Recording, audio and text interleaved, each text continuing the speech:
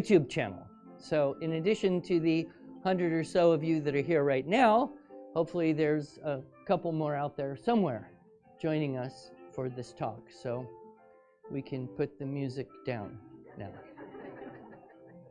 Down. Fade the music. Okay, well, if that doesn't work, just move on. So, brief history. This is very much a summary. You know, when I said summarize, is when you tell some of it, not all of it. That's what we're doing here. And there's so many stories and people that I could go into great depth, but that would put us here way past the clock.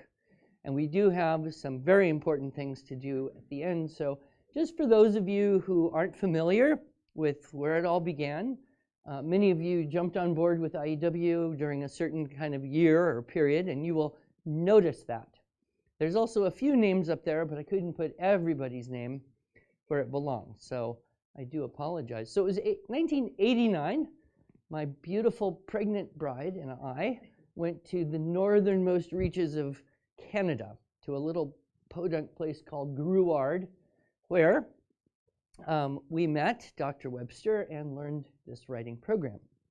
I came back, and at that time I was teaching violin primarily, and desperately trying to do anything else I could to make money. And so I thought, well, I would teach some writing classes to homeschoolers. So if any of you are familiar with my daughter Genevieve and her spicy cheese story, that happened right about then. The thing that I thought was most interesting is that the very first time I tried to produce a written piece of paper and hand it out to many people, typos. How is this possible? Well, I didn't have any editors. I mean, I did, but she was having a lot of children and busy. The thing that mystifies me, though, about this the most is how in the world did I teach a 45-minute writing class? Anyway, so I did that and did a couple other things for a few years, and then in 1994, I got this crazy idea to do a seminar teaching other people how to teach this writing program, and I called Dr. Webster. I had been going up to Canada each summer during that time, and I said, I want to do a seminar, do you mind? And so he has a little message for us. Well, Andrew. He's 92 years old right now. Your 25th anniversary of your company. That's amazing. He looks a little older than the picture. You know, I remember back 25 years ago when you came to me and asked if you could sell my materials. And I really thought you were crazy. You know, you'll never make any money in this. And then you were talking about giving up your job and doing this full time. I couldn't. Well, Andrew, this is your 25th anniversary of your company. That's amazing, really. You know, I remember back 25 years ago when you came to me and asked if you could sell my materials. And I really thought you were crazy. You know, you'll never make any money in this. And then you were talking about giving up your job and doing this full time. I couldn't. I was flabbergasted. But I thought, here's a young man who's got dreams, but unfortunately, they're wild. And I sort of ignored it. And then, you know, gradually, I saw it was coming to life. Man. So congratulations. You know, you've just been a wonderful success. I can't believe it sometimes when I think back about it. Thank you so much. This is your admirer here, Burton, in Vancouver, Canada. Thank you. Bye-bye. see if they're laughing or smiling. How could you possibly be effective on video? But he said, well, we'll make a video. I'll try to sell it. You try to sell it. And, if we sell it, great. And if not, it doesn't cost you anything. So I thought, well, the worst thing that could happen is I see a video of myself, see how awful I am, and try to improve a little bit. So we had these videos, and they were very, very bad. I just looked like a goon. I couldn't stay in one spot. I was disorganized, using verbal crutches to the distress of every Toastmasters Club member. But it was educational, and shortly thereafter, we made a better set of videos, which we did then sell. How many of you had one of these blue screen-printed binders? Can you believe it? Yes, it's amazing. So we sold that for a couple years, and I then discovered that grammar is a controversial thing. Because when you call yourself Institute for Excellence in Writing, there are a lot of people who want to point out the problems in your flyers, on your material, on your website. I mean, to this day, we have people who will contact us and say, there's a split infinitive on your website. So the first one was the invisible which. I had to create this thing to explain why we did our which clause the way we do, and how you do that first and then make it better. And so that was kind of the grammar beginning. 1998, I was still teaching violin full-time, and I hired one person to help me part-time. And I kind of got a break with this thing called the 6 Traits Writing Assessment Model. Has anyone ever heard of that? It was huge in the public schools. And I got a call from a school district in Alaska saying, do you know anything about the 6 Traits Writing Assessment Model? And I said, I can learn, especially if it means work.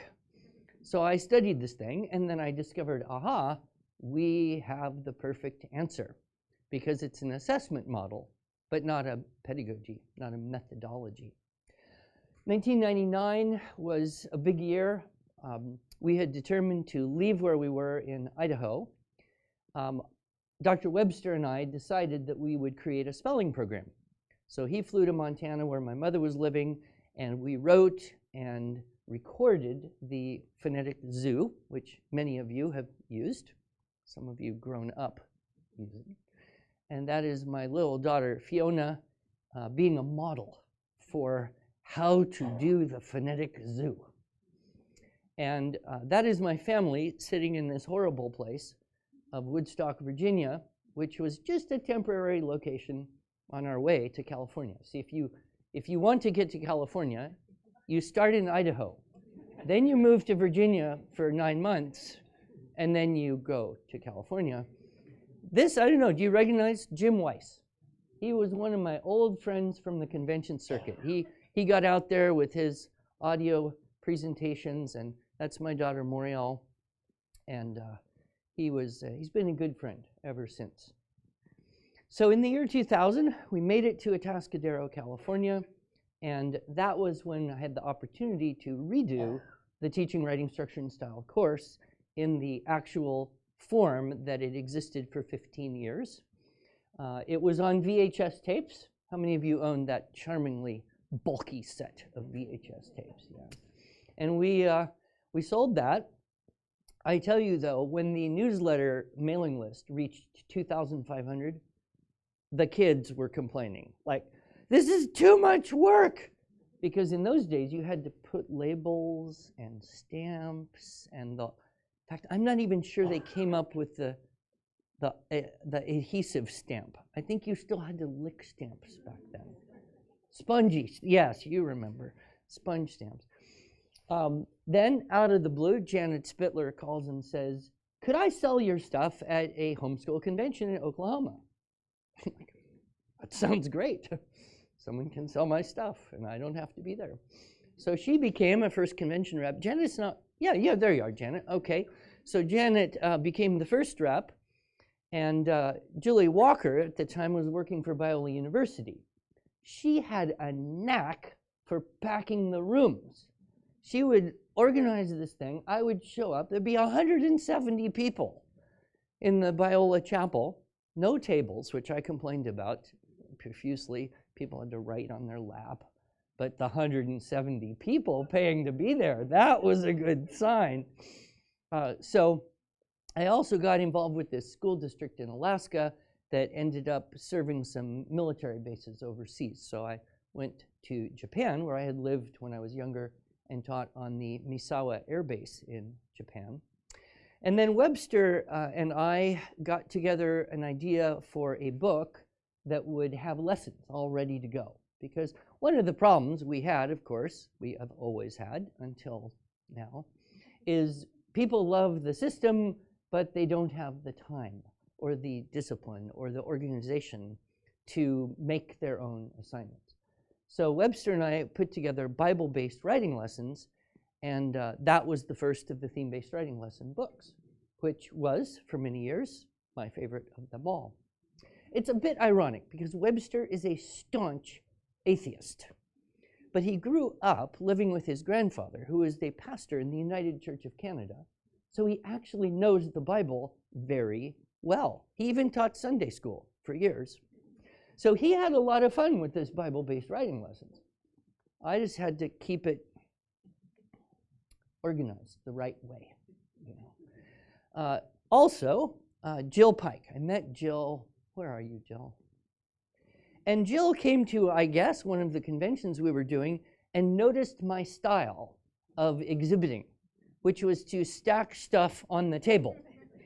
And there you see beautiful Julia and her sister Fiona standing there, bored as can be, probably at the Florida convention, with all of the stuff stacked on the tables, which I thought was a perfectly decent way to display your wares.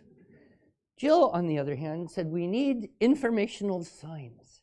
So she put on her thinking cap, which is supercharged indeed, and came up with that. Do you remember it, Jill? All those little pieces and black backgrounds, and it just got kind of fancier and fancier, and it seemed to appeal to all of the women who were coming on board as exhibitors. They liked this idea. I was all for just stack the stuff up, and that's quick and easy. Then you get back to the hotel room, relax, but no. So this kind of began, in my mind, this began the change from my style to a much better style. So I will always thank Jill for that. Peter Buscemi, who's in the room, where are you, Peter?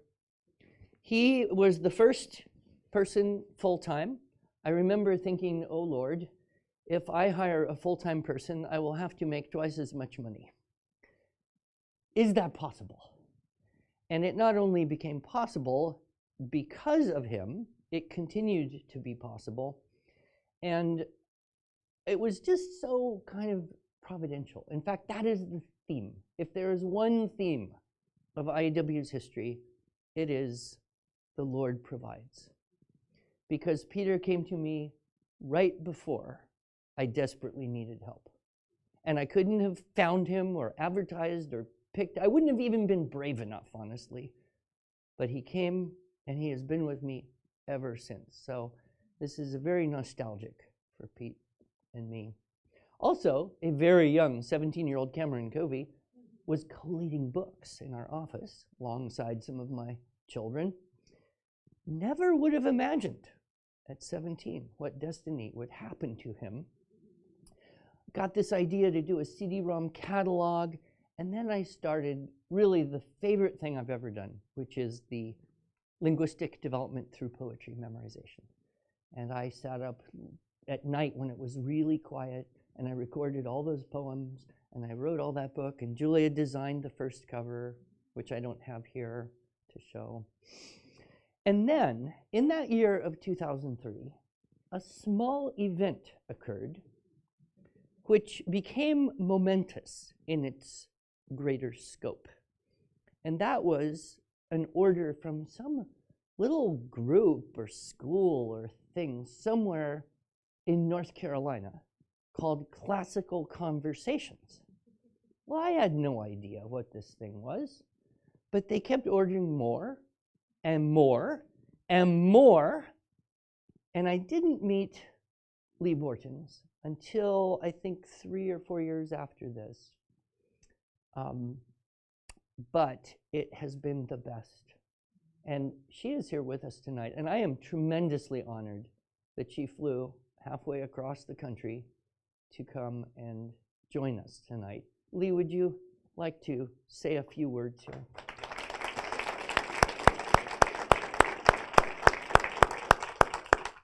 Thank you so much. And now I see why I'm first and get 2 to 10 minutes, because I'm early in the history. I'm old now. But it really is a privilege to be here, and it's really nice to see all these faces that have helped Andrew and Robin and their family to serve the Lord in the educational community for so many years.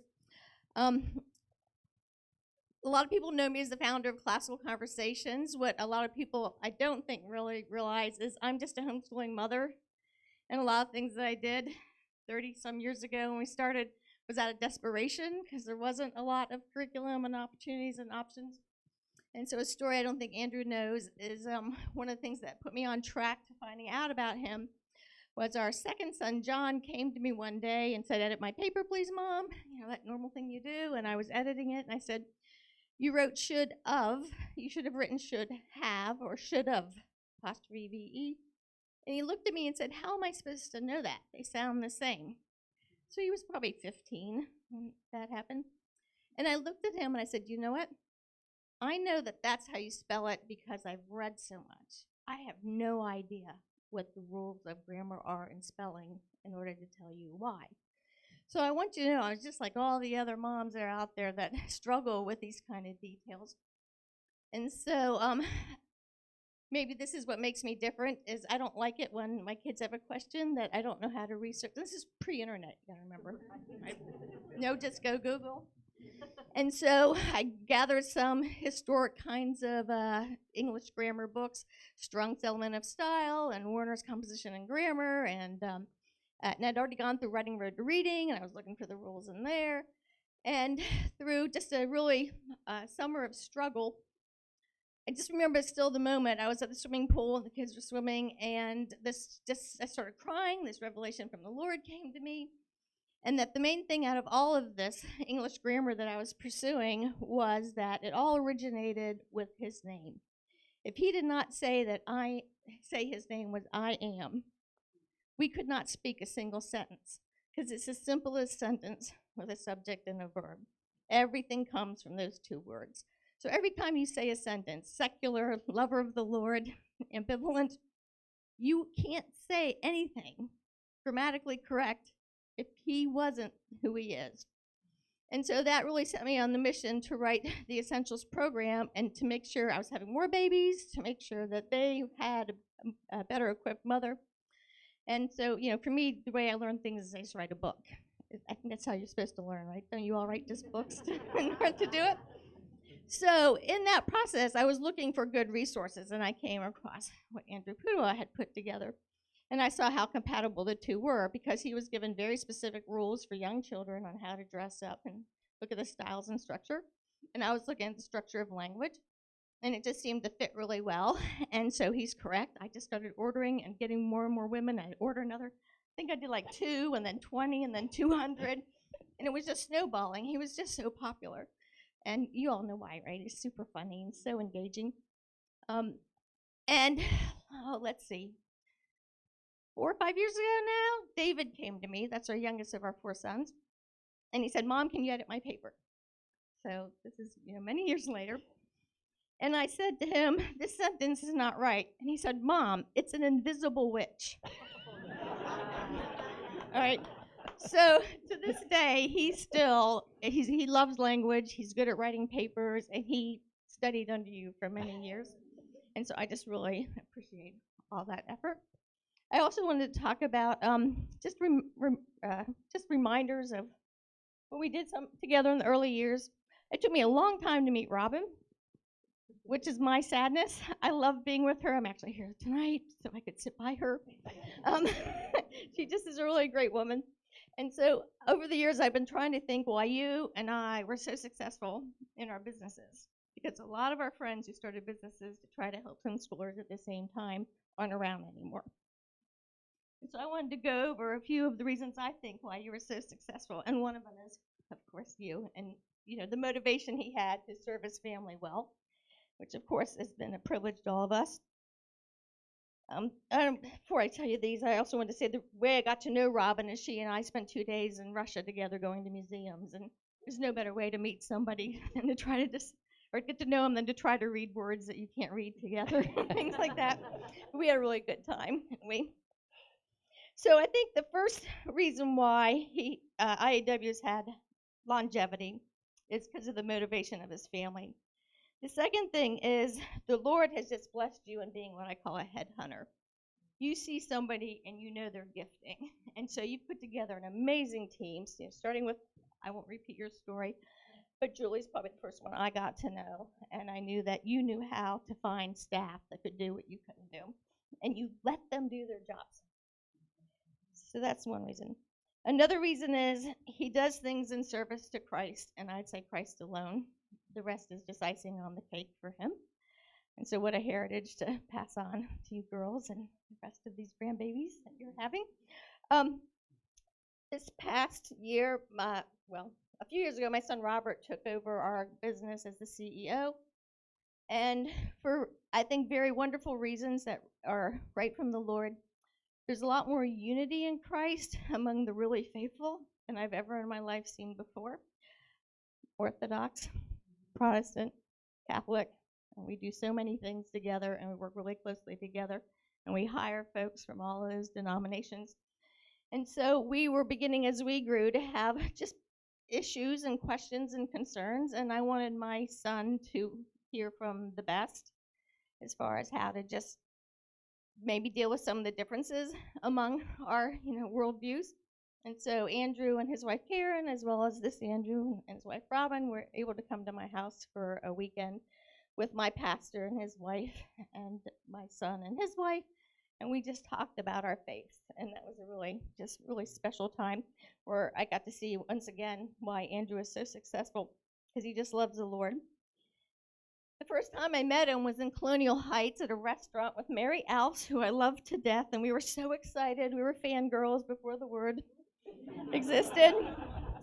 It was in February of 2007 at a Chinese restaurant, and the first thing he said to us after hello was, "Oh, this is not a noisy restaurant. I can't talk to people in a noisy restaurant." And I was like, okay. So guess what? I can't go to noisy restaurants now either. No. It's something about getting old, I think. But for you, it was because you love sound. You love sound, and it should be right. Right? And so you have eyes that see and ears that hear, and you want that for yourself, so you pursue that. His love for words is genuine. I was out to dinner with you and you again, I think, and the waitress came and asked if you wanted dessert, and he looked at her and said, "Oh, that would be gluttonous." and I just thought, that's such an Andrew word to say. And, and he loves words so much that I watched him, and I don't think he knows this, I watched him make videos in front of about 120 Russians at a shopping mall. And the part that you don't know was there was a circus going on at the same time, and there was jugglers and people with stilts and all kinds of things going on behind him. And the audience eyes were focused on him. They weren't seeing it either. And so that was really fun to see. And then I think the last reason I'll share why I think that he has been so successful is he's the only man that could find it humorous and take joy in the idea that women across this nation meet Friday nights for popcorn with Kudawa. Thank you very much, Andrew, Julie, Robin, and all the rest of you. Oh, thank you so much. Thank you so much, Lee. It means a lot.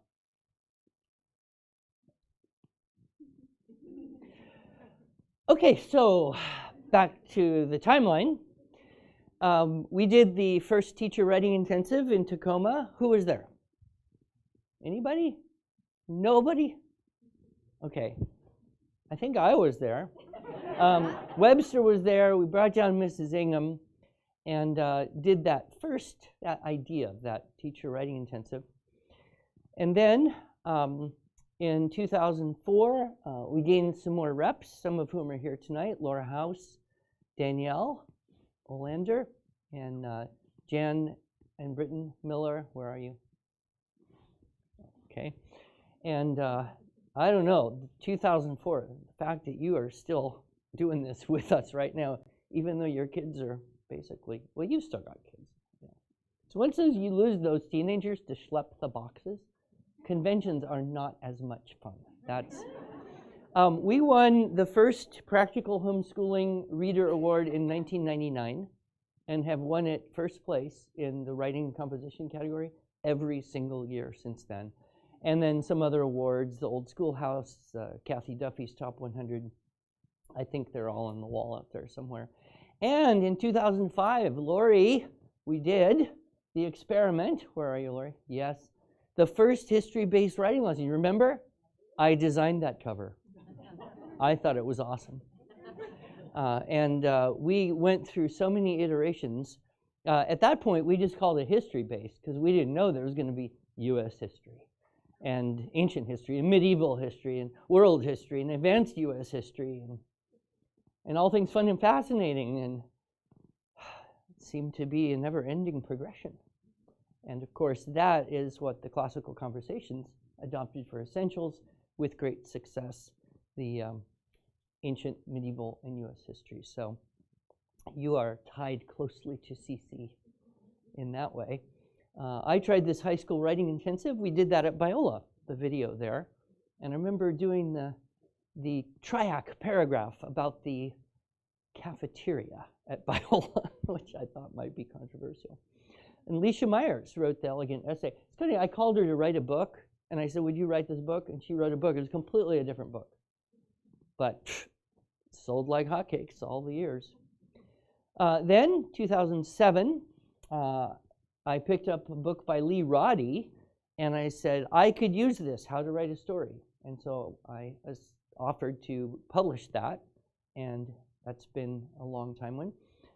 Jill did an inestimable gift to everyone using the Student Intensive and the Student Intensive Communication continuation course, because it was basically a video, and then another video, and it was a huge leap. And then another video, which is a huge leap, and another video. And when I taught it live, I just did it in 4 days. But that wasn't really good for the homeschool, the school. So Jill designed the in-between lessons. So there's a video, and a few more just like that, and the next video, and a few more just like that, and the next video. And that, I think, really gave longevity and, of course, a tremendous blessing to the thousands. I don't know. How many have we sold, Julie? Student writing? Tens of thousands.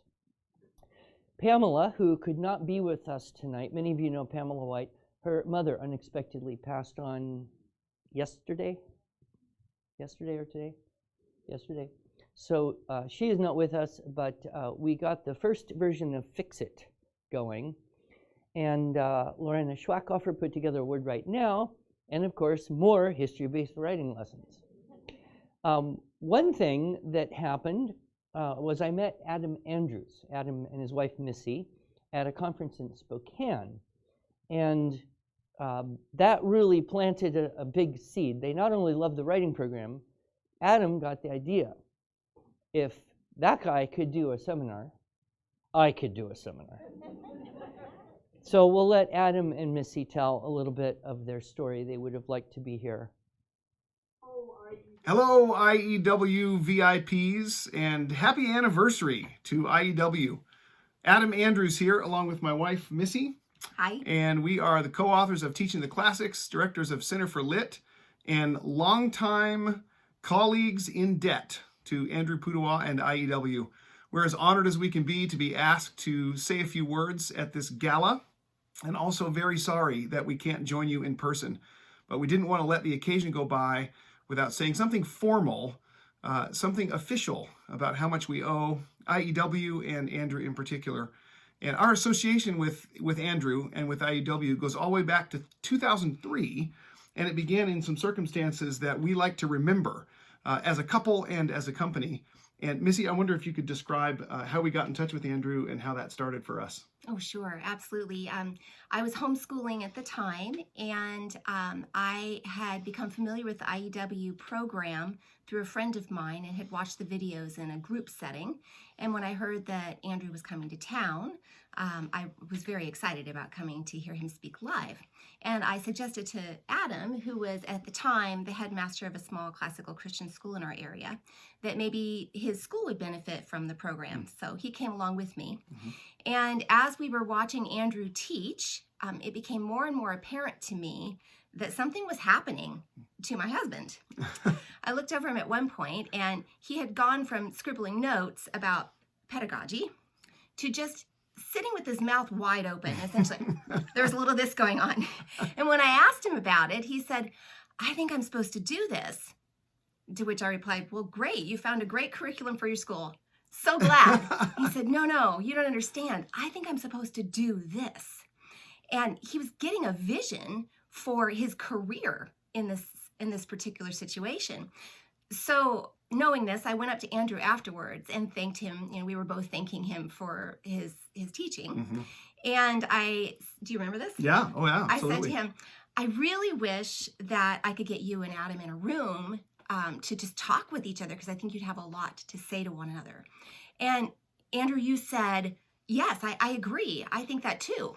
And I thought, "You do?" Because we were complete strangers. You didn't know us at all. But I can see in retrospect that it was just the Holy Spirit. No, it was a divine appointment that was occurring. And through our discussions with you, you helped us to fine-tune exactly what it was that was needed in the homeschool community and how we could fill that need. And all of the parts began to come together for us. And as we got Center for Lit off the ground, Andrew, you were just an amazing resource and friend to us in that.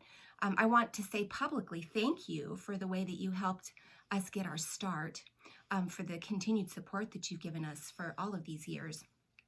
I'd like everybody to know what you did.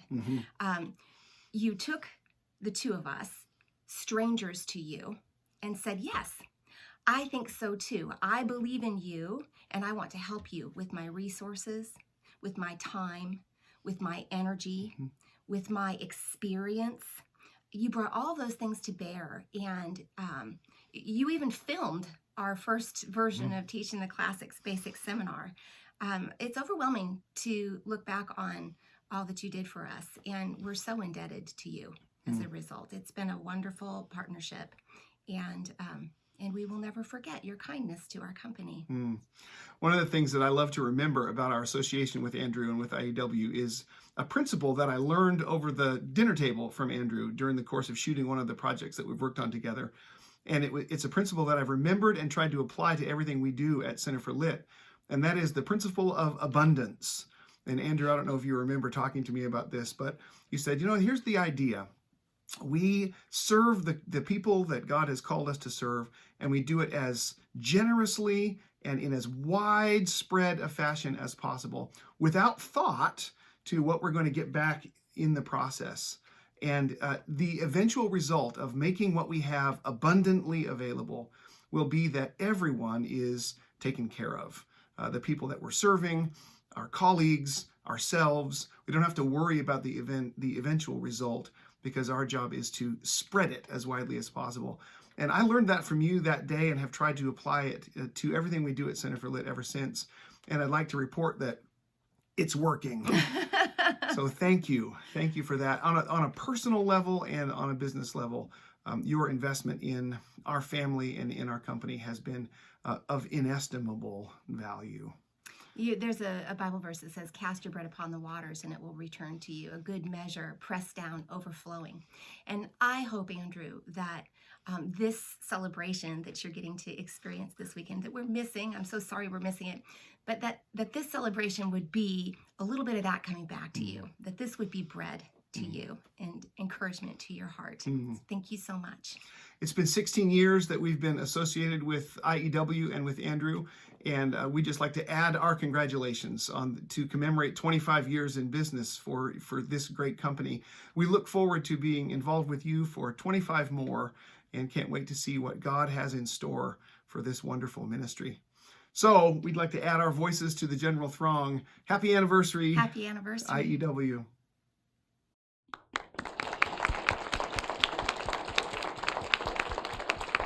I will say one of the worst moments was about 5 years ago. I was at a convention standing next to Adam Andrews, and someone asked me if he was my son. That was painful. But it's been a good one. We did that video. It was just me and him, and I was trying to run 2 cameras at once, and then I stayed up all night, night after night, editing all this video, and he put the book together, and we cranked it out, sold it for about 10 years, and then he said, as we have said, time to improve the product. So he went and got a much more professionally done version, but that did get the start. So in 2007, my life changed very significantly.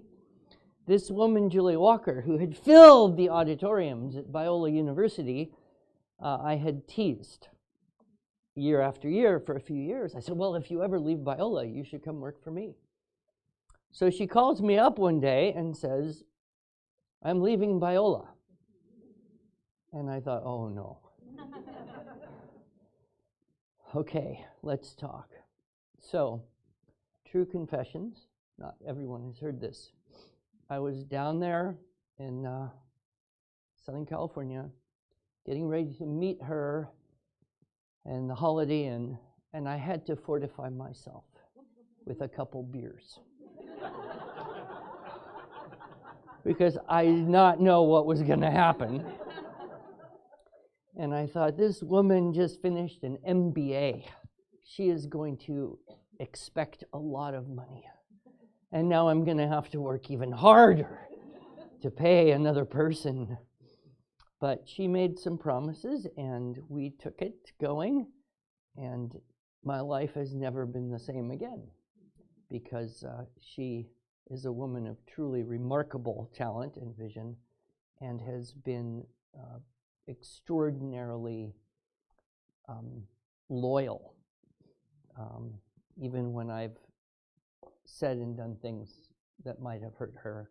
She has always been gracious and a great right and left hand. And now my life is very easy because she does all the work. One of the first things we had to do was redo the website, because it was not a great website, so she spearheaded that, and that's when we got excellenceinwriting.com. And we had our first rep retreat in San Diego. You can see, if you look carefully, a picture of a very young-looking Julie Walker and a pretty young-looking Janet Spittler, because that was the place where we took the risk and said, well, if we're going to make this schools things happen, we need someone to do it. And so Janet was moving out of homeschooling and teaching in a school, getting classroom experience, but loving what we do. And so she came on as schools division head. Cameron, are you in the room, or are you hiding in the closet? He's behind the curtain. Cameron is just another incredible example of someone who God just dropped in my lap. I would never have been able to look for him. He called me up out of the blue one day and says, hey, Mr. Pudawa, you know, I didn't go to college. I've been reading about business. I've been doing this alert training program, and I've always liked what you do, and I would like to move back to Atascadero, where my grandparents live, and I would like to know if I could work for you. And I'm thinking, oh no, another mouth to feed. And I said, I don't know.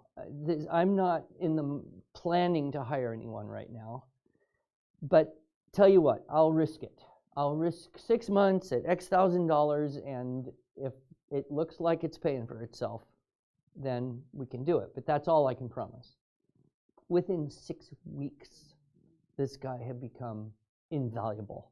He just started to organize everything and systems, and who would have imagined And I always hold him up as a model of a person who kind of takes an alternative path and is just hugely successful and very, very careful and intelligent. And I could talk about Cameron for a long, long time. Linda joined us. According to my first records, this was the year you did the first school PD. I don't know where it was, but I know I paid you money that year. So a lot of these records are dredged up from old check registers. Like, how do I know when things happen? And I got to go on a tour of New Zealand and meet homeschoolers internationally for the first time there. In 2008, we had another Writing Educators Symposium, and this was really, it was exciting. Julie was managing it this time, so it was much better than Tacoma, at least my experience was. Who was there in 2008? Yeah, quite a good number of you. And this is Mrs. Ingham. We still have video of Mrs. Ingham. We need to archive and make that available. She's just so amazing. The middle picture is Leisha Myers. If you never met her, she was the author of The Elegant Essay and Worldviews to the World, and then the research, writing the research paper. Leisha passed on, I don't know, probably 6 years ago from cancer, not in old age, but she was always just such a wonderful person to work with. And that's Burton in his prime. That's about the expression you would expect when he's talking to you. And who's that? Oh, that's Linda. I don't know anybody else in that. Oh, there's Karen, Shima, yeah. So we were just about done with California. We knew we needed to move somewhere, but we didn't know where. So we prayed and took a few trips and decided Uruguay was probably not the best option. So we looked for where could you go, and it was as much like Uruguay as possible. And we found eastern Oklahoma. By this time, the Yahoo group, which Jill, you were managing that, had over 5,000 members.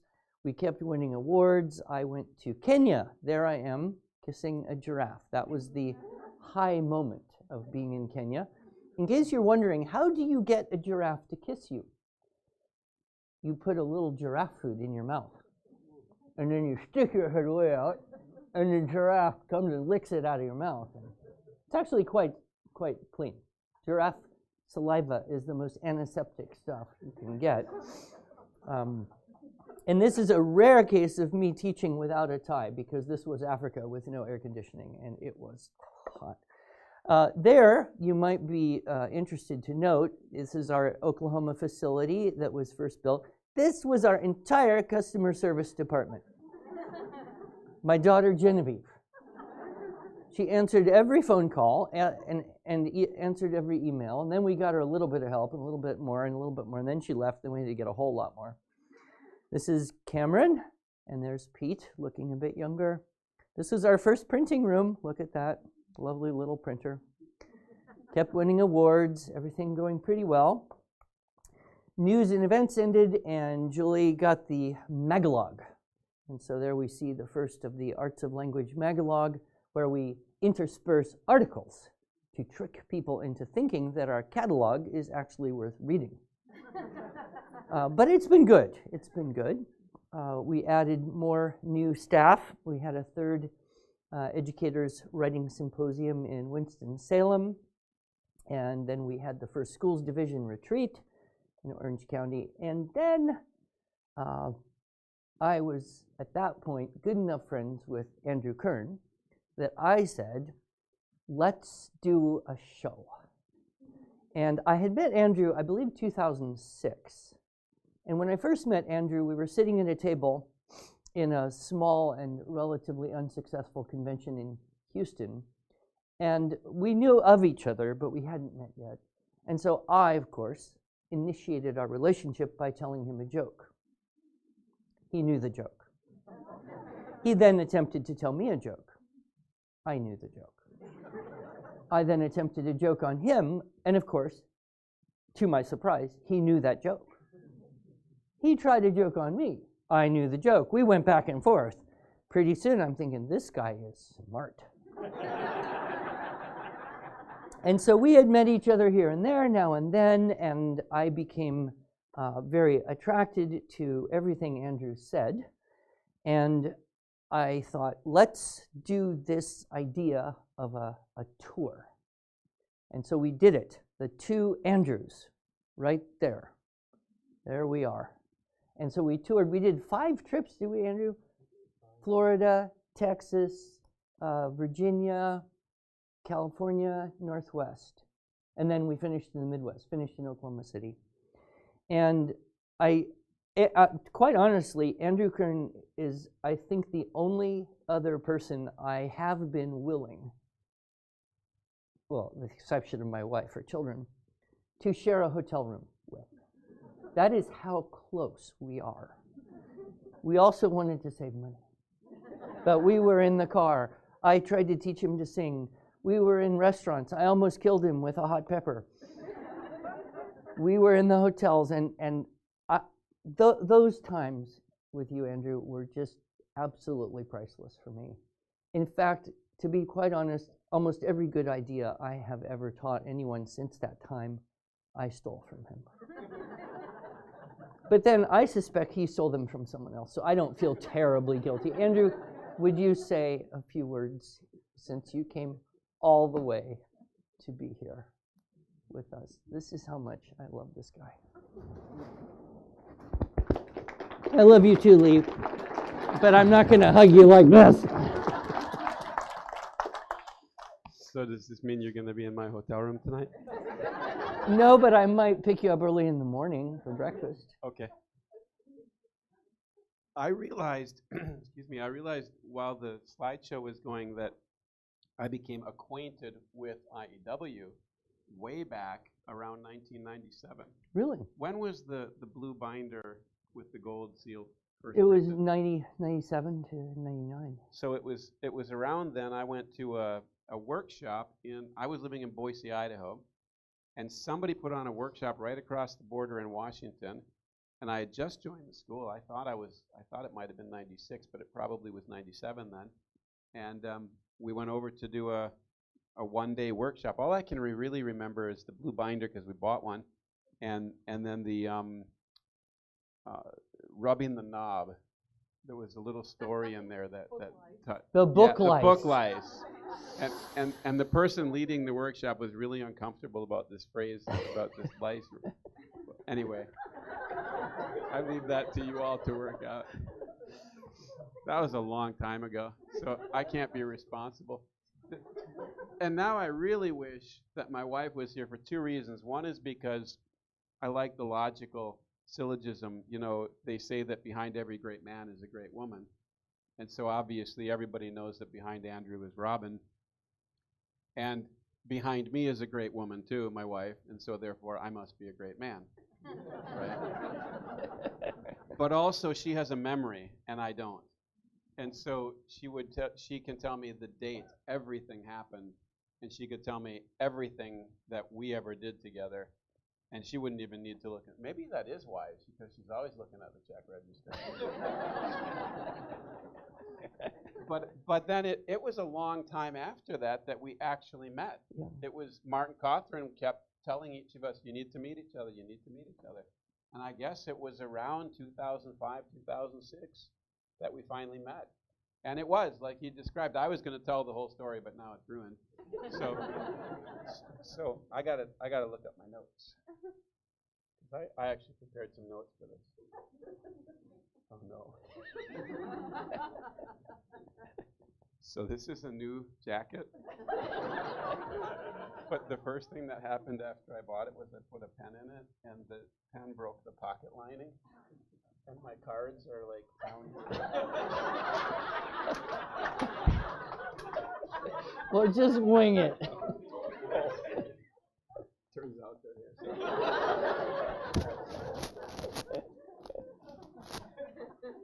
Jokes are a big part of our lives together.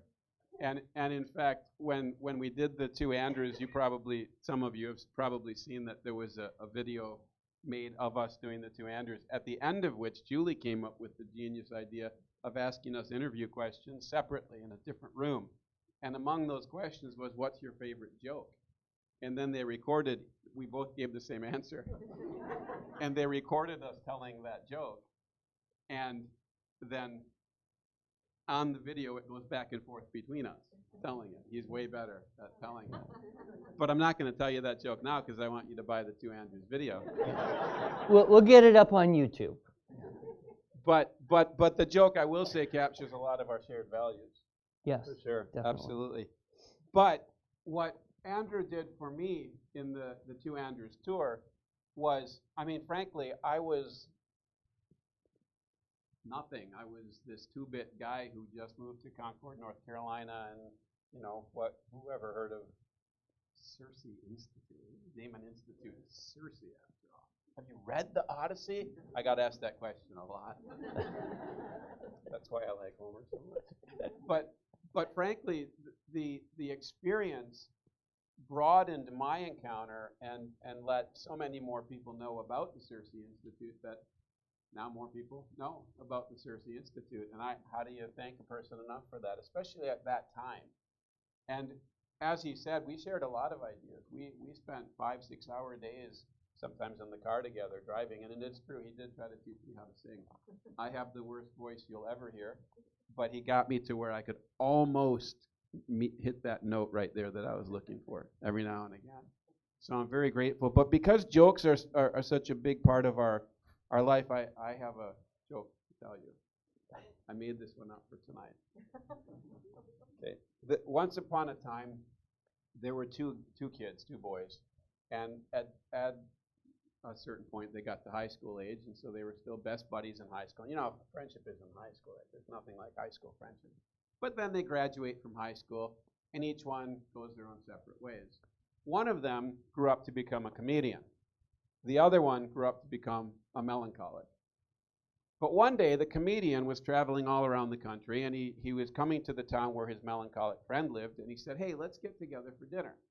And then the melancholic says, "Okay, let's get together for dinner." And then they get together for dinner. And for about the whole time, he's complaining about his life and how miserable it is and all these horrible things that happened to him. It's just so terrible.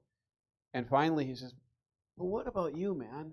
Look at you. You've built this great, big, successful business, this comedy routine. You're traveling the world. You're super successful." And the guy says, they're both named Andrew. And Andrew looks at Andrew and he says, "Yeah, you know, it's true. Nothing bad has ever happened to me. It's all material."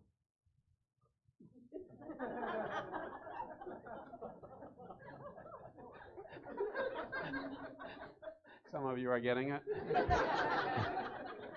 There's a moral to this story, which is that Andrew is a man of incredible integrity.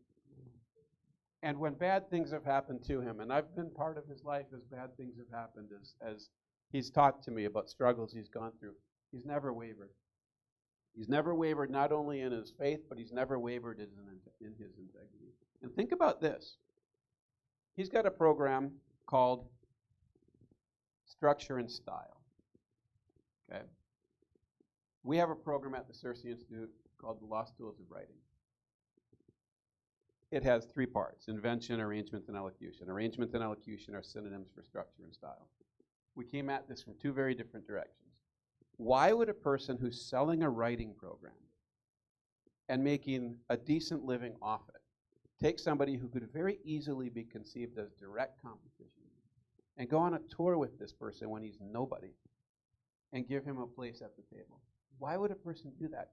Apart from your lousy business instincts, you are a great man. So, I want to end. I came across a quote in Plato this week that I want to almost end with, because this is what Andrew means to me. He clearly sees a person, well, I'll just read this quote to you. He clearly sees that not even all his other friends and his relations together have anything to offer by way of friendship in comparison with the friend who is divinely possessed. Now, Andrew, you've heard me say many a time my favorite line out of classical literature by Cicero, the ending of his essay on friendship, De Amicitia in Latin. He said, finally, one piece of advice on parting. Virtue, without which friendship is impossible, is the greatest of all things. But next to virtue, and to virtue alone, the greatest of all things is friendship. That's why you mean so much to me. To have a friend who you can also say is divinely possessed and is one of your best friends, probably best friend in the whole world. By the way, I felt really good about that until I started thinking about the word probably. No, I will explain, because see, I'm like a high school guy, and I still have this mindset that it's dangerous for me to say that you are my best friend if you're not saying that I'm your best friend. No. So I don't want to presume. No, That's the thing. I don't want to no. presume. You got that wrong. You're not like a high school guy. You're like a high school girl.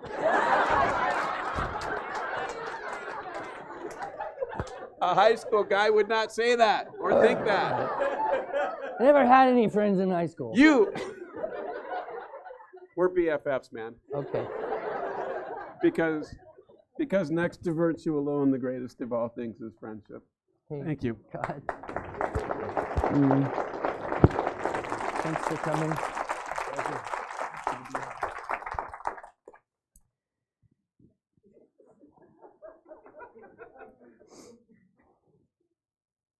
We got to do another one. 2 Andrews 2.0. All right. So in 2011, more Californians followed. The Walkers relocated.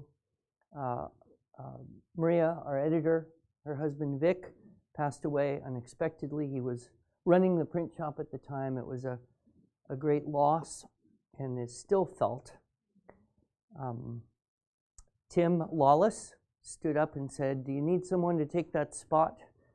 And again, I would never have imagined Tim to be the extraordinarily competent, dedicated, meticulous asset that he has become to us. And he's now director of all operations, and the print shop is much larger.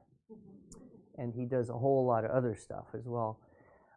We had the exhibitor retreat here in Oklahoma, and it was right around that time that Lee Bintz, who has a little business called The Home Scholar, she endorsed our products, our method from use for her own children.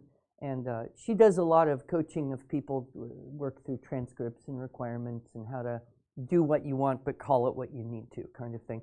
She would have liked to be here, but she also recorded a short message for us. So here's Lee. Hi, I'm Lee Benz, the Home Scholar, and I wanted to wish IEW a huge happy 25th birthday. I'm so excited for your birthday party. I wish I could be there. You know what? 3 years after IEW started, I actually started homeschooling my own children. A couple of years later, I met Julie Walker at a convention. She and I started working on projects together. Pretty sure we were 15 years old at that time because we are so young, right? We are ageless. So I started helping parents homeschool high school in 2006. And starting that time, Julie Walker and Andrew Poudois and I have worked on various projects together. And I wanted to share with you today some really shocking things about Andrew Poudois. It's going to take your breath away. I hope you're ready. First of all, the man is incredibly tall. Even when I make videos like this, I'm standing on a 4 or 6 inch riser because I'm so incredibly short. And when he and I stand side by side, I feel like a midget. The man is huge. Also, he always wears a suit everywhere I see him. I'm pretty sure I've heard reports that he wears the suit into the pool at the hotels when he's at convention. You can check me on that, but I'm sure that that's what I've heard. Also, he is hilarious in person, not just when he is speaking or when he's online, but you know, when my husband and I have had dinner with him, he really is hilarious like that all the time. I've never actually heard him laugh at or about a homeschool parent or a homeschool child, right? Which is pretty remarkable given some of the questions that you and I have asked him over the years, right? Also, he is genuine and kind all the time. And I would just like you to think for a moment, who does that, right? Andrew does. He once said something to me that was so incredibly nice that I've put it on all 40 books that I have available on Amazon. He's not taken it back, so I'm assuming he still means it, and it's still on all of my books. So thank you for that, Andrew. One last thing is that when I'm at a convention, if I hear the crowd roaring and they think something is hilarious, I'm always sure that it is Andrew Pudewa because he is really that funny. So knowing IEW for almost 25 years, I just wanted to say happy birthday and congratulations. I wish I could be there, and I just want to wish IEW and Andrew Pudewa the best wishes ever. Have a great day.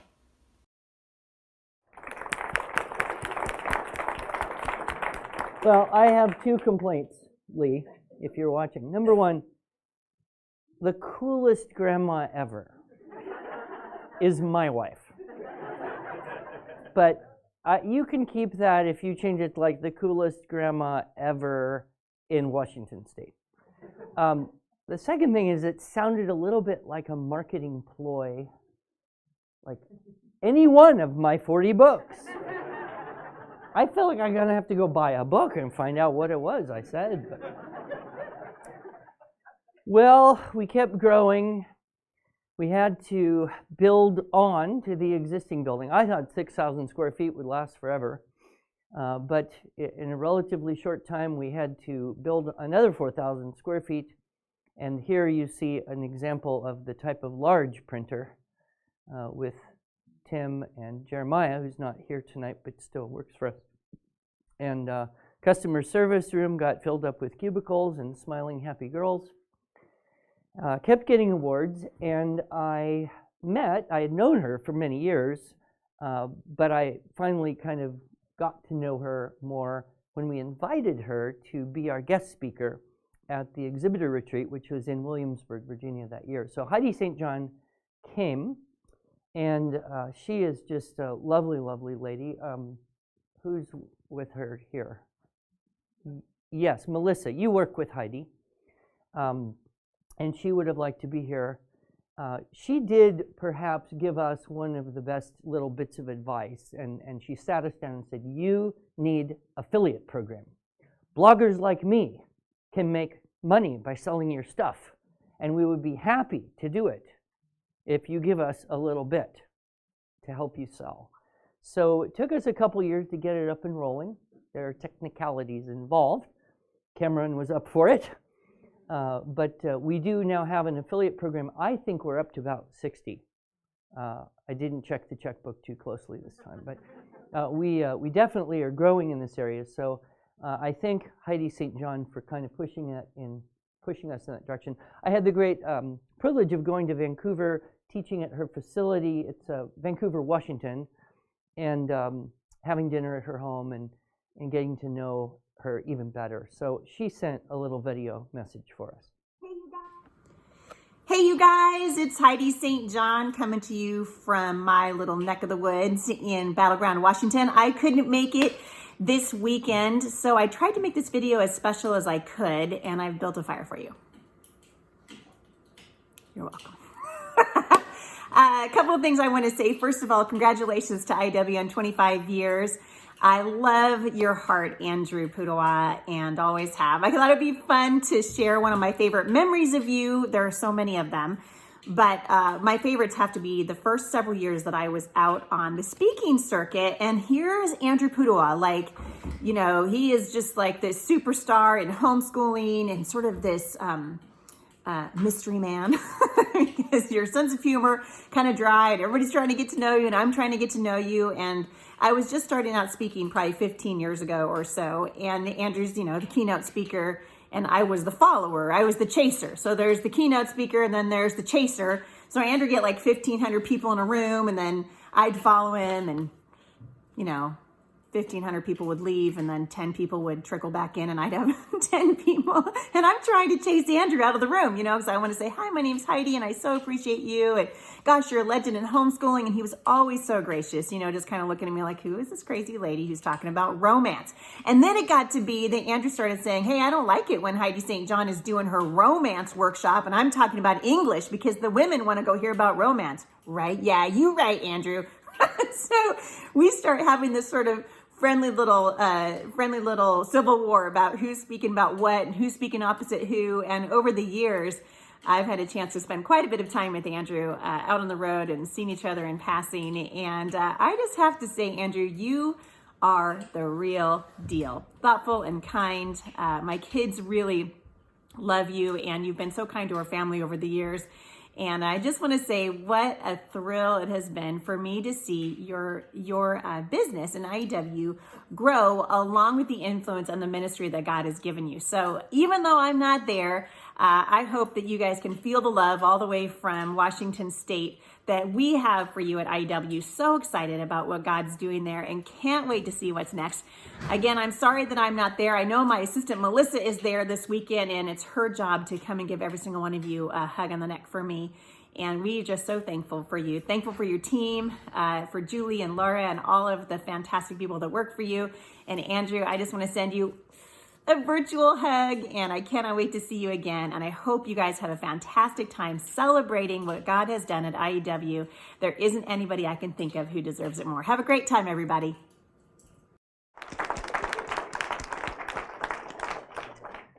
So podcasting started to become a thing.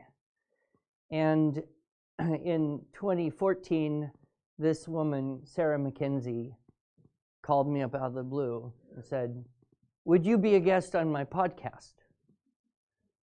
And I said, sure, I'll do anybody's podcast if it gets me publicity. So she said, I better figure out how to do a podcast. And she's big now. She is very, very big. And one of the things that I had always hoped, I've done this talk, Nurturing Competent Communicators, hundreds of times. And every time I do it, I just wish that someone would go and teach that to all of the not homeschooling parents who desperately need to know. If you want to save America, read out loud to your children. That's one hope. If you want to save public schools, read out loud to your children. That's a hope. If you want to have, I had this passion, and I didn't, how do I break out of my bubble? And so the fact that Sarah was able to do that has just been tremendously gratifying because she now has an audience way bigger than just the homeschool world. And that is excellent. One of the, couple of the other things that happened during that time period was Julie and I were acutely aware that the old TWSS was dated in many ways. We needed to be able to stream it live because the death of the disc is right around the corner. So we rented a big studio in Dallas area and spent 4 days down there re-recording this. And after we were done, I thought, that is the hardest thing I've ever done in my life. I was just completely spent.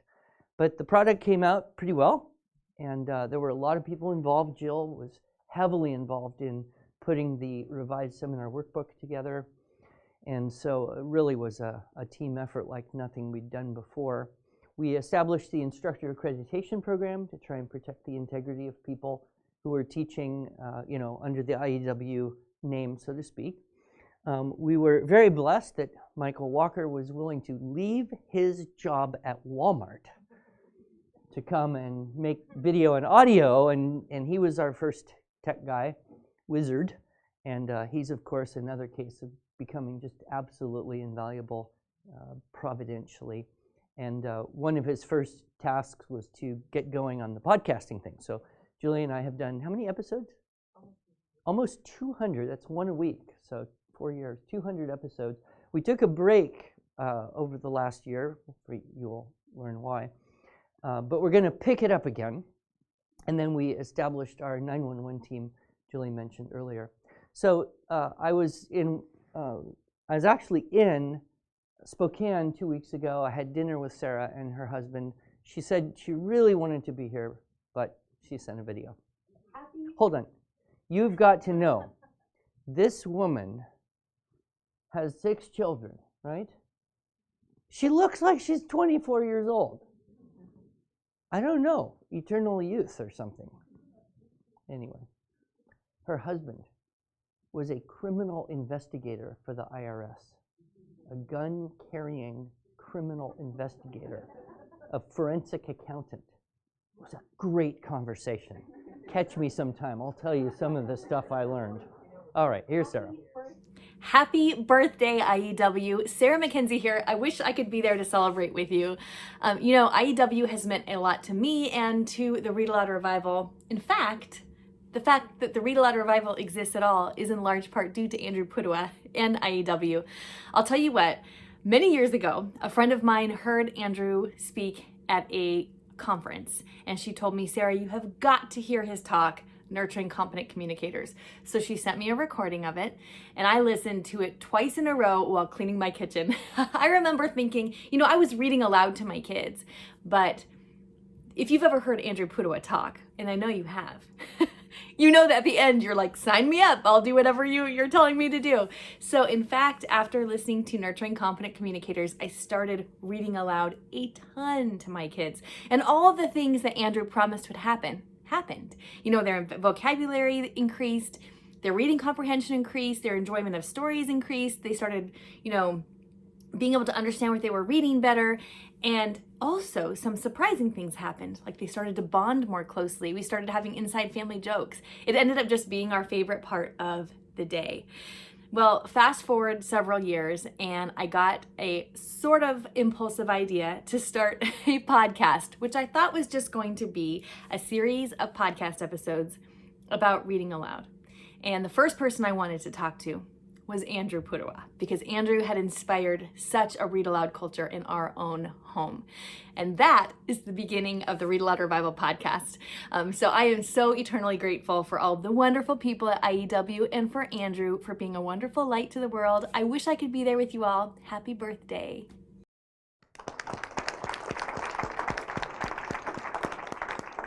So we kept growing and needed more space. We wanted to have a place that we could have more offices and also create a nice video studio. And so through, again, absolute providence, coincidence, and good bankers, we were able to buy this building. And so Hickey Park Baptist Church became the IEW Bixby campus. We also received some excellent additional out-of-the-blue people. Nathan King calls up and says, someone thinks I should work for you. All right, drive down and talk to us. Man, we got him, we got his wife along with it. It was a very good deal. And Sean Schmidgall is notable because he was the first of the Schmidgalls. We got him, and then we got a brother of him, and then we got another brother of him, and he's got a sister, and I got my eye on her. So either we get his sister, or maybe one of the unmarried Schmidgalls gets married, and I get a fourth Schmidgall somehow. But it just seems like we need 4 of them.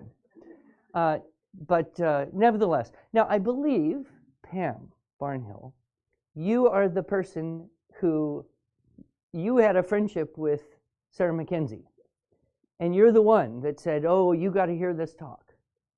Well, we got in touch with you, and you have a lot of different things going on. What's your main website? Okay, so PamBarnhill.com, but there's a lot of things going on at PamBarnhill.com. One of those is the Morning Basket, and I remember doing that one with you. Yes. I don't remember when, because there was no checks involved. I don't remember the exact year either, because in my side of the story, I didn't enter this in 2016. Andrew actually entered my life back in about 2011 when my 14-year-old was 6. And I hope I'm doing the math right there.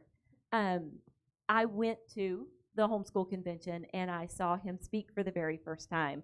And the very first talk I saw you do was teaching boys and other kids who would rather build forts all day. And it was awesome. It was just absolutely awesome. But it was nurturing competent communicators. And I can't remember if that was that year or a couple of years later that absolutely blew me away. It was like, this is just something that homeschool moms need to hear. There's so much value here. And so I went home and I told my friend about it. And she listened to it a couple of times and we started talking about it. And it really made such a huge impact. It was probably outside of morning time, the thing that made the biggest impact on my homeschool was this idea of building these sophisticated language patterns with your kids by reading aloud and also by memorizing large bodies of work, mostly poems. And so now, at any given morning in our house, I'm sitting there and Andrew's voice comes from the computer. And we're learning poems and we're doing spelling. And I have a little Andrew with my coffee each day as the kids go through their lessons. But I just want to say thank you so much because one of the things I think IEW does really, really well, and I'm so happy that you do, is you equip and inspire homeschool moms that they can teach writing. I had the old blue version of TWSS, and actually I still have that version. Could be an antique someday. And used it to teach the kids at my co-op with the history-based writing programs. And homeschool moms don't like to teach writing. I know that because they keep forcing me to do it year after year at co-op. And one of the things that I really appreciate is having that structure there to use to help me do that. But you're just encouraging and equipping them to do it, and you're giving them the confidence that they need. And that's huge. It really, really is. So keep on doing what you're doing, and thank you. Thank you so much for coming.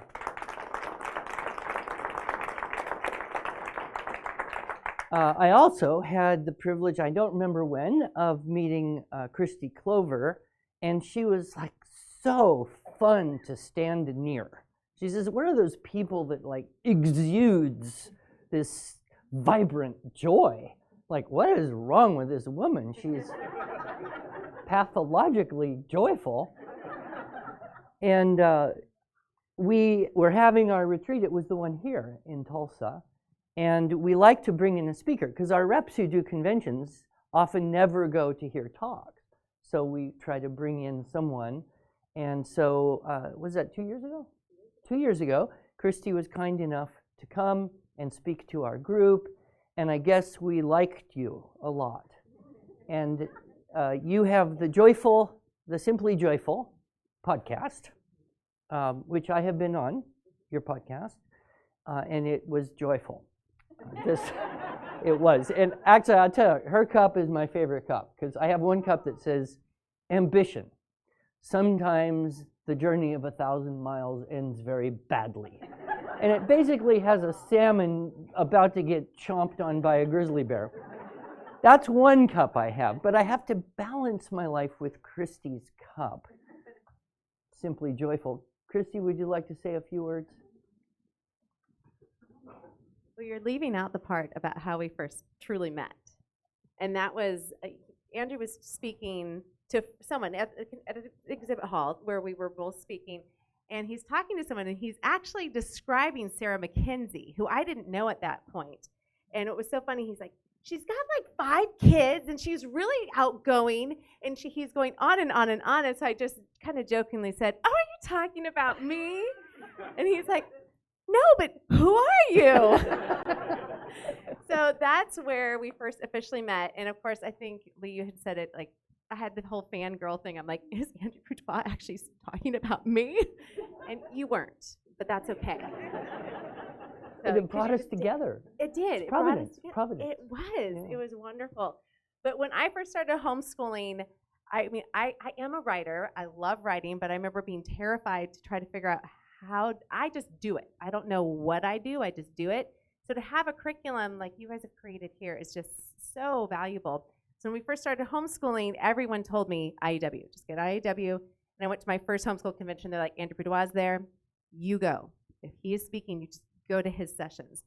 And the last time we spoke together, and I can't remember if I told the story to you or not, I had this mom and this husband and wife, and they were arguing in the middle of the exhibit hall. And she's like, can I stop you for a second? I was like, sure, of course. And she's like, okay, so the next time slot, Andrew Boudoir is speaking. You're going to his talk right now, aren't you? Because if Andrew Boudoir is speaking, you go to his talk. And I was like, that's true. I'm actually speaking right now, too, so I won't be there, but I wish I could be there. I'm like, but go. And she's like, do you want us to go to yours? I'm like, no, you need to go here, Andrew.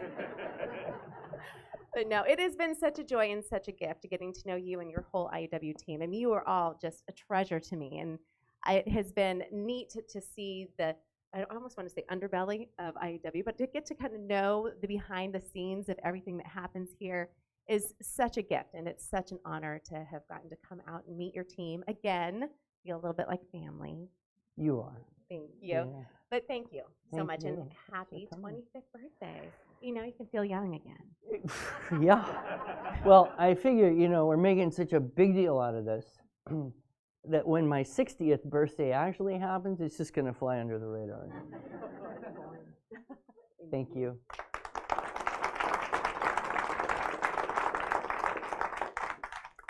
One of the things we I have always had a personal relationship with is the NCFCA, the National Christian Forensics and Communication Association. Several of my children did speech and debate, both in California and then the two youngest when we moved here to Oklahoma. And one of my good friends in the speech and debate world, Kim Cromer, took over kind of mid-project. We started with Teresa Hudson this idea of co-publishing a debate curriculum because they didn't want to be a publisher, but they wanted to have their own curriculum published. And so we did put together the policy debate, the Lincoln Douglas debate, and the speech. So we have the three products in completion. It's been a huge, huge help to them. Kim is always telling me, wow, this is making our life so much better, and the checks are good too.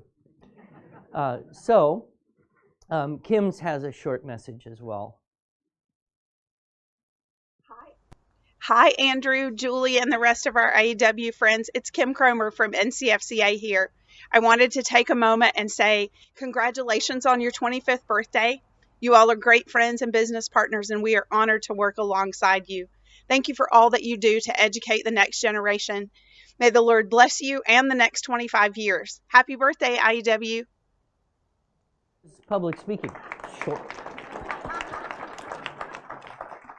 So the other thing that happened in September 2017 was a top secret project began in this room.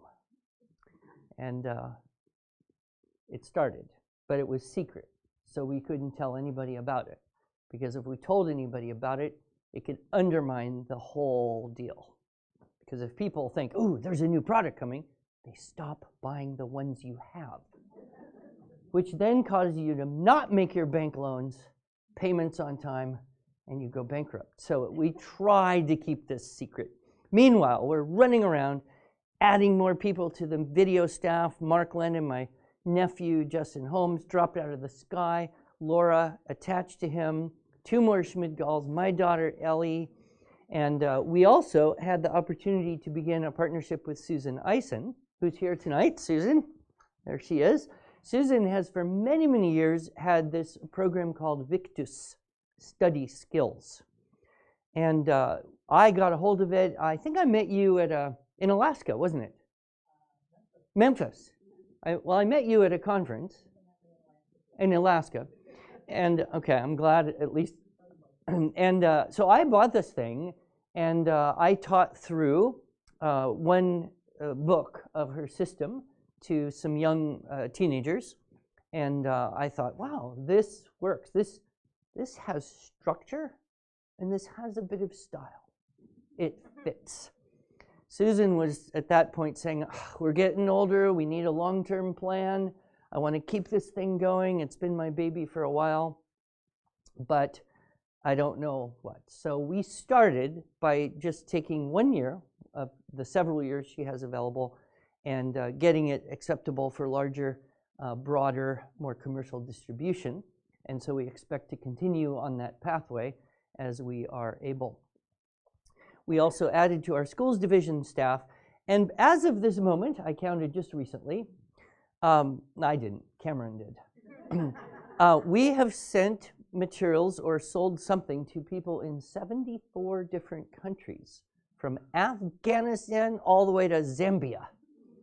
And that just made me amazed, really, at what the synthesis of everything we've done and the impact it's had. But I want to finish this part of the evening by sharing with you something that had just particularly strong impact on me. I have for years been interested in prison ministry. I have not been able to get involved, but what I really thought was IEW would work in prison, in education. I even went about 10 years ago to the National Correctional Education Association convention in Northern Virginia, and I stayed there for 4 days trying to learn about the world of education in prisons, and discovered it's a very, very bleak circumstance. I mean, it is very, very bleak. But this couple, Jay and Maureen Richards, they've known me for quite a long time. Maureen has taught rhetoric and IEW in classical schools for some time in Michigan, but she and Jay were called to prison ministry. And so they were able to establish at the Muskegon Correctional Facility a program teaching literature, Christian worldview literature, and IEW writing. And Linda, you visited the prison twice, last year and just recently, and I had a chance to go in last May. And I will tell you, it was one of the most profound moments of my life, because I was able to meet with a small group of these men, and each of them kind of shared a little bit about, you know, their experience in learning from the Richards, both the literature, but the writing seemed to have a tremendous impact. In fact, one young man said that before he took their class, and he said he tried to get out of the class. He didn't want to do it. He didn't want to do it. He didn't want to do it. And they kept saying, you can do it. You can do it. You can do it. And he did. And he made it through. And he told me, he said, it was the first time in my life I could write a letter to anyone. And I wrote a letter to my fiance, and it touched her so deeply. And she's agreed to stay with me and wait for me when I get out. And she even moved closer to be near the prison so she could visit. When I left, they gave me this card, hand painted. They had to get special permission to give me this card because it's not within the rules for prisoners to give anything to visitors at all. And in the card, each of the men wrote a message, and I thought I would just read a couple. This man, Hassan Mohammed, is in prison for life, a murder. He killed someone. He was raised in a radical Islamic home, and he's just one of the most amazing, sweet people. He found the Lord in the prison through prison fellowship, yeah. And he wrote this: Sir, may grace and peace be upon you and your family. Thank you. You, the IEW program, and the IEW disciples have impacted my life and my sphere of influence beyond comprehension. The IEW magic reverberates endlessly, so thank you. IEW servant, Hassan A. Mohammed. Another man, he wrote this. He also shared this story with me. Mr. Pudawa, the structure and style I have been equipped with by IEW by way of Jay and Maureen Richards has not only been a blessing to me, but to my wife and son as well. My son will be graduating high school in a couple of weeks, due in large part to the writing skills I have learned and been able to pass on to him by way of email assistance and phone calls. So my family and I forever owe the Richards and IEW a debt of gratitude. And he said to me that he's so proud of his son because his son was starting to fail high school. And because he was able to help just coach him how to take notes and how to write a little bit, it changed his whole trajectory. He said he's very excited about when he will get out of prison in 7 years or so, teaching his grandchildren the IEW method. And there are more, but I have to say I pretty much left that experience very, very impacted, and so grateful for the Richards and their perseverance in doing this year after year. We actually now have some of these men have become certified, right, through our accreditation system, instructors, and they are now teaching other inmates this program. And I wish we could have more and more people like the Richards. So if you have any, feel any calling to perhaps get into prison ministry or teaching, it's very possible. Every prison is different. It's not as possible everywhere as it is some places. But if it's something you would be called to, I could only hope and encourage you so much. So the Top Secret Project continued for 2 years, and hints were leaked.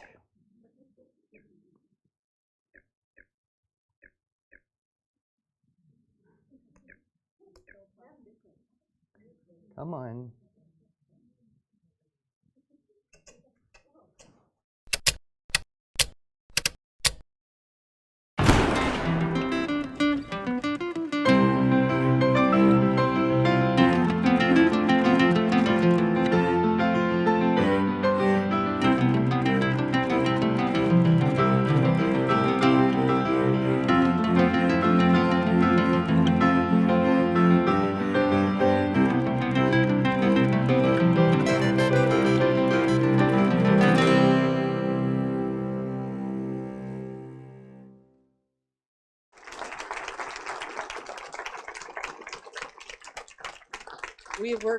We have worked long and hard on this project, haven't we, Andrew?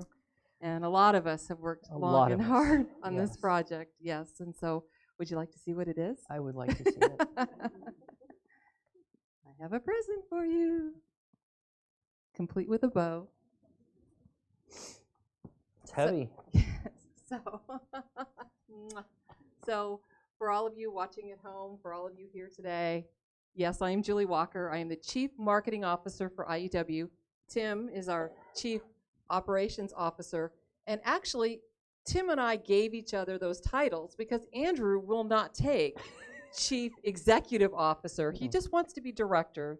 But he said, you can be whatever you want. So we decided we should be, that. And so we are. And so we've been working very hard on this project. And Andrew, why don't you open it up and show us what's inside, and then tell us a little about the project. First is this. Yes, we call that the WITB flyer.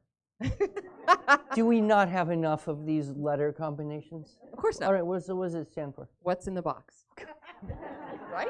Duh. What's in the box? So what's in the box?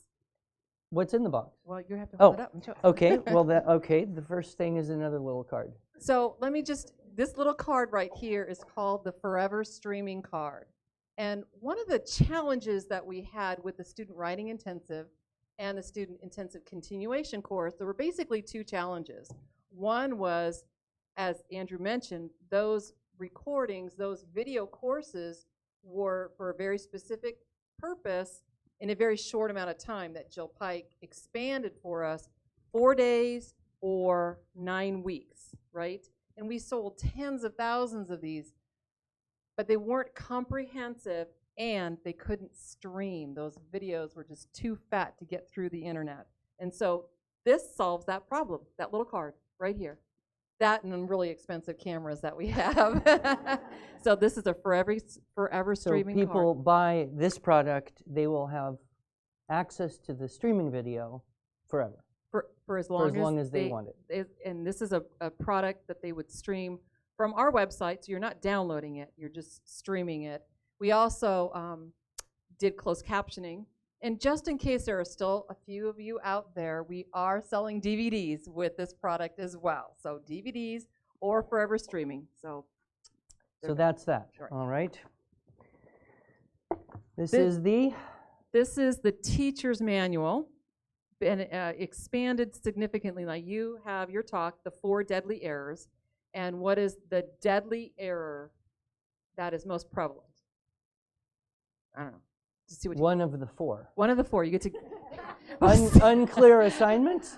Unclear assignments. This teacher's manual and your video solves that. Okay. That's not it. Oh, over expectation. Well, this teacher's manual and your video course also solves that. Oh, all right. Withholding help. That's the one. So we want to be sure that every teacher is equipped. So we're helping teachers help their children be successful in writing. So that's what the teacher's manual. That's that big, thick. And it has all the student pages in it. Yep. Right? So it's like the teacher book for the history-based. Right. Theme-based. Yep, exactly. Okay. All right. And the student binder with, of course, our favorite kid. Maybe not our favorite, but certainly the most photogenic kid in this class, Jack. And inside the binder is all the student handouts. And so teachers or teaching parents, as you hand out the class papers, they can reach in the student packet and they can pass out the student pages as well. So just like on the video. Super easy to follow, easy to use. And we also have added, you'll see that there's several boxes here. What you have is the thin box. I want a thick one. Okay, this is like Goldilocks and the 3 Bears. You ready? You want the little one, the one that's just right. Sorry, where's Lucy? My box is falling down here. The middle size one. The middle size one, we call this the plus one because it has plus grammar in there. So that's the Fix-It grammar. Yep, one year Fix-It with the teacher book and the student book already printed for you. And here is the big one. I'm going to let you hold that. And what's inside there, this is our premiere box, and inside there, there's the DVDs. There's the DVDs. In case you don't Just tell them what's in here. The teacher training course as well. So it includes the teaching, writing, instruction stuff. Correct. Okay. Now what about people who've already bought the student intensive or the continuation course? They're going to feel out of luck. Like they bought that and now there's the Ferrari. So if any of our families are thinking that, they don't know you very well. They don't know how generous you are. So we do have an upgrade program. So anybody who is interested in upgrading their student writing intensive or the continuation course, IEW.com/upgrade gives you how to upgrade. But don't do it too soon. Finish the course that you're on, because the truth is we barely got year 1 level A done. And we're working on level B. By level C, we will have 2 years done of all A, B, and C in time for the next academic year. So we've got some time there. I've been trying to estimate 1 hour of video when you shoot it requires how many hours of post-production between editing and vetting and all the video guys and the captioning. I'm guessing it's got to be like 12 to 15 to 1. So if you count all of our curriculum team as well, so they help to put the curriculum together under Denise Kelly's leadership, wow, 12 to 15 to 1 is probably right. Is that about it? So the math is frightening because when we started, the plan was to record 3 1.5 to 2 hour classes every Tuesday for 24 weeks for 2 years, which equals 144 1.5 to 2 hour classes. And 144 minimally jokes that Andrew tells. That's right. Before every class. I have to do a different joke, at least one joke at the start of every single one of these. So I need to talk to you about that joke. But I think what I might do is extract all the jokes, put them in a book, and then get that on Amazon. Pudawa joke book. That could outstrip everything in sales. But we knew that we had to create completely original source text. Everything, copyright free, very well researched, all the way down to the point where someone was checking my pronunciation as I read every source text. We had to have a live audience because that's part of the power of the products is that live audience, and we had to have a place to do it. So there was a lot of challenge here. We needed 12 kids plus 3 extras, so 15 kids times 3. So I had to recruit 45 kids and their moms who were willing to do whatever we would say. And they came in, and there's like cameras everywhere. And they're little kids, they're a little bit nervous and shy. But pretty quickly they figured it out. They're half student, half actor. Because we had to do some serious retakes. We even had to completely redo a class a couple times. And what I'm really looking for, maybe we could put this with the joke book, the outtakes. Yes. We are working on a blooper reel. Blooper reel. Andrew Parawetting isn't going to be in there. And we tried to put as much as you could in a real class with door tests and kids standing at the board and talking from the keyword outlines and everything. And one of the things that I have always suggested for teachers to do is a before and after. So give your kids a prompt at the beginning of the year, throw it in a file, don't even look at it, and then teach through the 9 units, structure and style, And at the end of the year, give them the same prompt, no help, pull the ones out of the box and compare. And so we did that, and it was quite remarkable. Some of the changes, and of course I got to know these kids very well, and they got to know me pretty well. So do we want to show them? Yeah, I think you mentioned this. I think the thing that we were both surprised about was the results. Yeah. We started off the beginning of the year with kids who certainly couldn't write. Barely a sentence. But could hardly even read in some cases. Yeah. And yet they loved it. They loved you, and their parents, of course, so appreciated you being the writing teacher. So yeah, we do have a video. Because we need to sell a lot of these things, because there is a lot of investment here.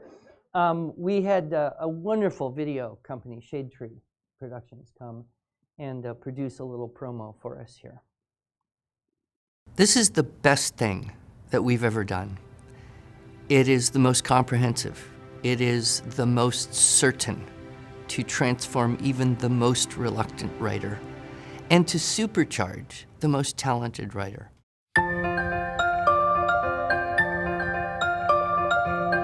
I was completely lost, and I had no idea where to start. It was like, do it, just write, pull out the paper, put the pen down, and do.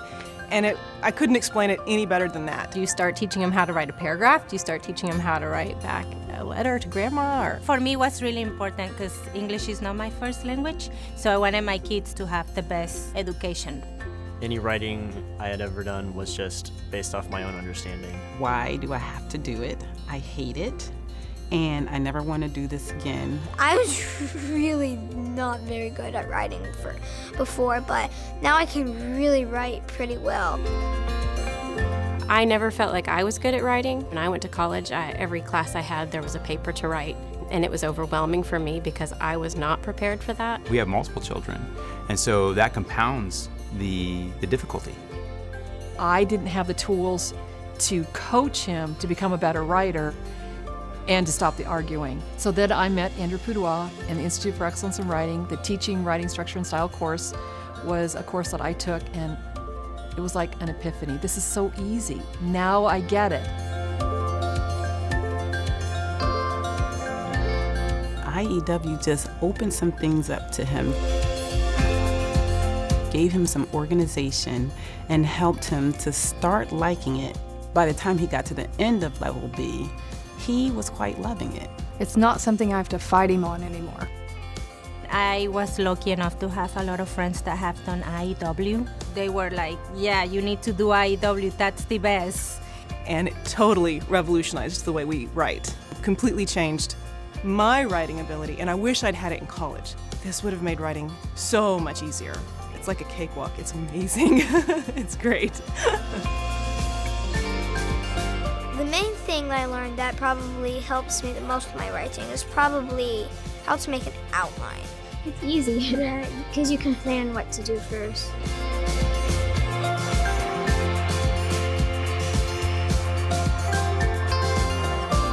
It's a lot more fun. My son adores Andrew. He says, broccoli, 49 cents a pound. I love Mr. Boudoir. He's really funny, and he's really good at teaching. So of course the fox is like, I see the food. Yeah, he's fun to learn from, and it's not just for my kids to learn from him, it's also for me, because I'm not like, falling asleep. But we have tried a couple of other writing programs, which still made it too difficult for them to really understand and feel comfortable with writing. IEW has totally changed that. There's no guessing, no trying to figure anything out on your own. It's made my life so much easier with all 3 kids. It gives you exactly what to do and when, and it lays it out very clearly.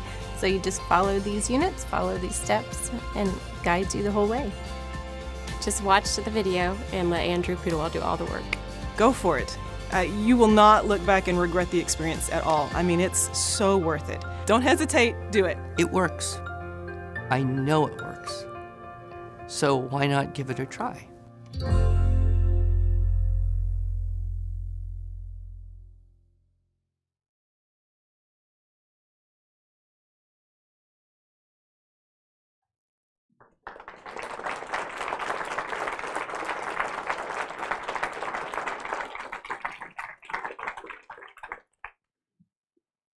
So can you hang in there for just another 10 more minutes? And I'll tell you why. We would like to show you the last 10 minutes of week 24. So these kids have been with Andrew for 24 weeks, and this is the elementary students. So just in case you don't know, level A is elementary, 3rd to 5th grade. Level B, middle school, 6th to 8th grade. Level C, high school. So these are the little guys, and they've been with Andrew for 24 weeks. And just like Andrew said, the beginning of the year they do a essay, the end of the year we did an essay. Only the level A class, you gave them the choice. Would you like a joke or to write an essay? And they took the joke. I don't know why. But they did do an essay at the end of class, and and then Andrew asked the kids to share their essay. And the prompt, it was a prompt. It was an in-class prompt. Write 1 to 3 paragraphs on what you learned in class. So I'd like you to hear firsthand from these kids what they learned. But the second reason I want to show this, and Andrew's indulged me, he does not like watching his own videos, so he grimaces when he sees himself, but he's letting me do it. So thank you, Andrew. But I know that you know that there was a lot of people involved in this project, and on the last week of class, we roll credits. And so if your name is mentioned in the credits, I want you to stand so that we can all see who was involved in this. And once you stand, remain standing until we can all see everyone, okay? Oh, by the way, this video, I'm so sorry. We have to stop. Good job. We actually weren't able to get this on here, but these videos also have closed captioning for hearing impaired students, which is something that a lot of people have been asking for with the student writing intensive and continuation course, but we couldn't get the captions on here just for reasons I can't go into. But here you go. Imagine that there's words at the bottom that's saying exactly what he says, and it says, okay, stop. Okay, stop. That was 20 minutes. Shake out your tired writing hand. Take a deep breath. How do you feel? Feel okay? Yeah? A little exhausting? It is a little exhausting. Even me, Josh. I've been doing this for decades, and I still find it exhausting. But, hey, if it doesn't kill you, make you tougher, right? Isn't that what they always say? Would anyone be willing to read theirs? You would? Okay, Sophia? Just read it from there, nice and loud so everyone can hear. Over all these long months, I've learned a lot in IEW. My first thing I want to teach you about is the WW.age clause. It stands for when, while, where, as, if, since, although. Amazingly, you can put these anywhere as long as they make sense. Since the clause is an adverb clause, you can replace a word with it. Like you can replace since with because. With these long months, I've used the WW.age over 10 times. Do you know about the who, which clause? It is a fun clause, just like the other ones. Who, which clause works like this. My mom, which is baking a cake, makes me hungry with the smell. See, an average sentence like my mom makes delicious cake. The who, which clause is fun. The quality adjective clause is an interesting clause. An adjective makes a word come to life. Instead of saying the pen writes well, you can say the colorful pen writes very well. See the difference? I hope you do. So when you get home, make a story with the WW.age clause, who, which clause, and the quality adjective clause. Wow.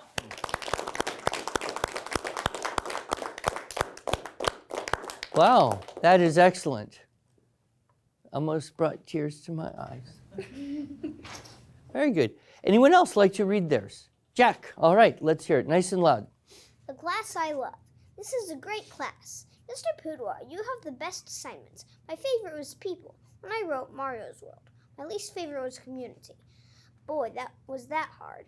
Also, the way you managed the number of paragraphs was great too. The assignments were not the only great thing about class, though. Your method for teaching is great too. At first, the dress-ups were a pain, but now they help me write better essays. And questions also help. My grammar is a lot better now too, as it was not very good. I stressed a lot, but eventually everything was fine. I loved your class, and I am sad to be leaving for the summer. Great, thank you. Very nice. You kind of wrote it like a letter too there, huh? Yeah, a little. Yeah, a little. Good. Anyone else? Okay, Joshua. I have learned a lot in these 24 classes. I have decided to talk about inventive writing because it is my favorite unit yet. The process is pretty easy to do, which I believe is awesome. I personally enjoy pulling stuff out of my mind, but the writing part is enjoyable too. Writing from pictures is my second favorite unit. Looking at a picture is enjoyable to try to make a story. Mr. Pudua made everything make sense. I believe that he is the best teacher. Well, thank you. Very nice, Joshua. Wow. I am mightily impressed here. This is good. This is hard, this just right now. But you've done such a good job with it. Anyone else like to read theirs? Anna? Okay. And then I think we'll have time. Emma? I never thought I could write a three-paragraph paper because at home I would write stories that were one paragraph. But with Mr. Pudawa's help, I can now write 3. It is very exciting to think about the characters and what they will do. It was hard at the beginning to put ly, who, which, strong verb, but now with some practice I can put them in much easier. My favorite unit is Unit 3 because you get to write stories. I love writing stories and I hope I get to write a whole lot more. Great, very nice, good. So I hear a common thread that doing the dress-up techniques has gradually become easier and easier for you, huh? That's great, wonderful. All right, Emma. I enjoyed IEW. If someone were to ask me what I most enjoyed about this year at IEW, I I would have an entire list for them. I would most likely say the jokes were my favorite because they were almost always funny. I liked when the papers we had to write were short and easy, but now they have become longer and harder. Maybe someday they will be easy. Someday I could possibly be teaching how to write. Maybe. Whatever my favorite thing was this year, I am sure I will like it more next year when I do it all over again. I enjoyed IEW a lot. Very nice. Excellent. Good. Well, thank you very much. It's been 24 great weeks, and I have enjoyed every minute of your bright smiles and excellent questions and enthusiastic contributions. And I'm very happy to have heard some of you and what you've written about in terms of the things you'll take away from this class.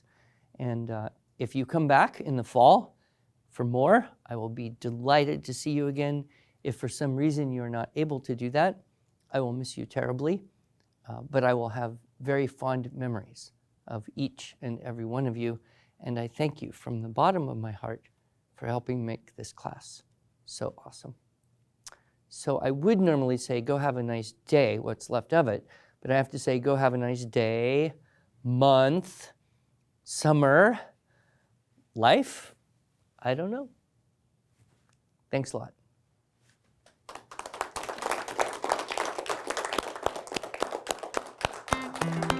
All right, get out of here.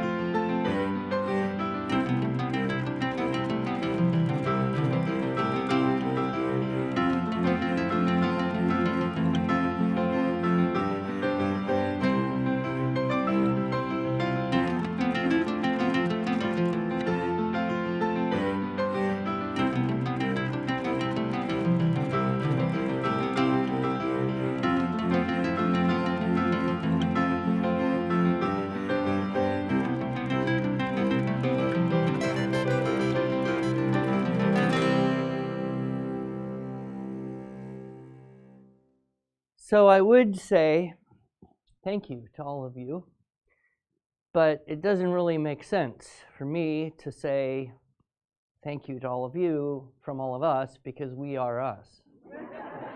Every one of you is here because you're part of what IEW is.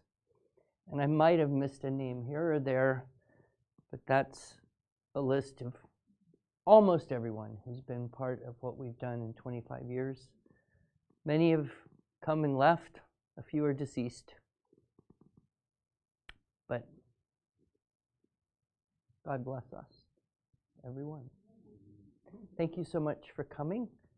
Safe travels to your hotels or homes, wherever you are. And if you are coming back tomorrow, do we need to give any instruction? Meet here at 9:30. All right. Thank you.